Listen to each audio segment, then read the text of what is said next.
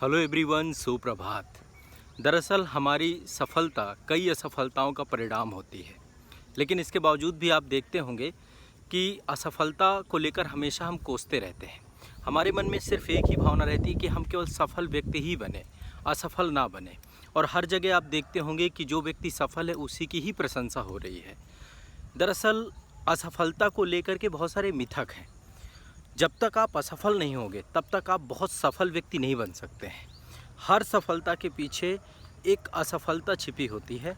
और जो भी व्यक्ति आप जिसको भी सफल देख रहे हैं कि आपके जीवन में आप पा रहे हैं कि ये सफल हो गया है ना, किसी भी क्षेत्र में हो, चाहे वो शिक्षा के क्षेत्र में हो, चाहे व्यवसाय के क्षेत्र में हो, या किसी भी क्षेत्र में हो, किसी भी फील्ड में हो, या फिर आप छोटे छोटे डिसीजंस लेते हैं, तो जब आप लक्ष्य तय करते हैं और उन लक्ष्यों को पा नहीं पाते हैं, या फिर समय लग जाता है या एक लंबी अवधि लग जाती है, तो आपको लगता है कि शायद मेरे से नहीं हो पाएगा।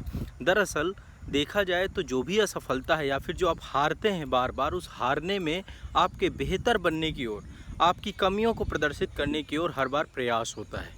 लेकिन दरअसल मानसिकता ही हमारी ऐसी बन गई कि हमेशा असफलता को हम नकारात्मक ही लेते हैं।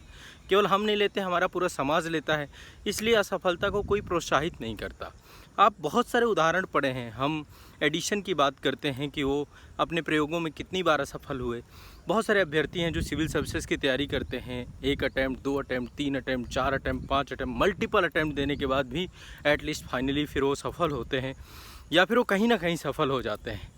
तो या फिर आप अब्राहम लिंकन की बात करें, या बहुत सारी श्रृंखला है। ये जो सफल लोग आपको दिख रहे हैं, इनके पीछे बहुत सारी असफलताएं हैं। जब तक आप कई बार प्रयोग नहीं करेंगे तब तक आपको पता ही कैसे चलेगा कि जो आप कर रहे हैं वो कितना सही है, कितना गलत है ना। तो जीवन में जो लक्ष्य निर्धारित करते हैं उसमें पहले तो दिमाग से हटा दीजिए कि आप असफल ही नहीं होंगे। और असफलता कोई बुराई है, असफलता कोई बुराई नहीं है, हार कोई बुराई नहीं है। ये सिर्फ एक नज़रिया है जिस नज़रिए को बदलने की आवश्यकता है, और हमें इस नज़रिए को बदलना चाहिए।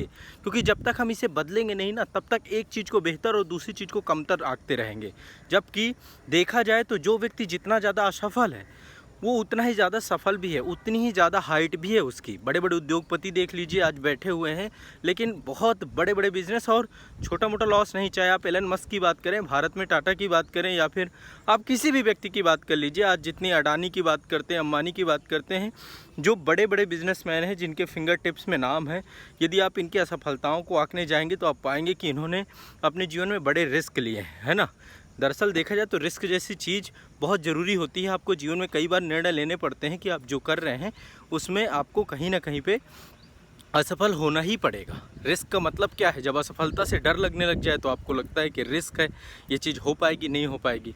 तो आप अपने जीवन में कुछ भी कर रहे हैं, आप किसी बड़े एग्ज़ाम की तैयारी कर रहे हैं, आईएएस एग्ज़ाम की तैयारी कर रहे हैं, पीसीएस एग्ज़ाम की तैयारी कर रहे हैं, तो ये मत सोचिए कि पहले ही अभ्यास में शायद नहीं भी हुआ तो बुरी से बुरी स्थिति यही है ना कि नहीं हुआ तो अगला फिर देंगे और बेहतर करेंगे, कमियों को आंकेंगे। तो कभी भी निराश नहीं होना चाहिए। हार आपको हमेशा बेहतर बनाने के लिए होती है, तो आप थोड़ा सा उससे प्रेरणा प्राप्त करें और बेहतर बनने की दिशा में प्रयास करें।